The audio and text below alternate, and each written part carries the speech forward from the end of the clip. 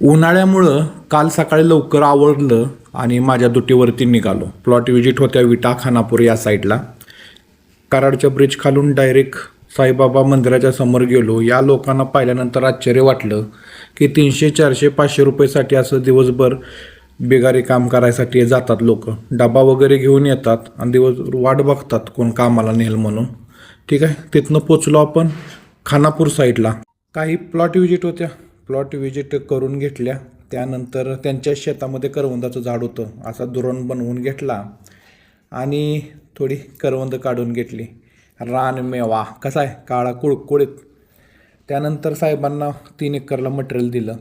तिथून मी पुढं तासगाव रोडनं गेलो. त्या एका मित्रांच्या गाडीवरती बसून त्यांचं प्लॉट विजिट करून घेतलं. त्यांचं प्लॉट बघितला, त्यांना थोडं मार्गदर्शन केलं, ऊस पाहिला त्यांचा. त्यानंतर त्यांच्या घरातून बाहेर निघताच पाऊस चालू झाला.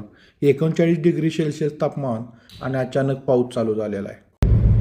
हातनूर गावातून विसापूरला निघालेलो आहे. रोड एकदमच सामसूम आहे. विट्या रोडला हा असा सौर प्रकल्प दिसला, एकदम भरपूर एरियामध्ये केलेला आहे. पुन्हा पोचलो मी आंबे गावात. आंबे गावामध्ये जाऊन मित्रांना भेटलो आणि काही त्यांचं प्लॉट विजिट होतं ते करून घेतलं. कराड रोडला हा टोल नाका झालेला आहे, पण अजून चालू झालेला नाही. आपण कराडमध्ये पोचलेलो आहे.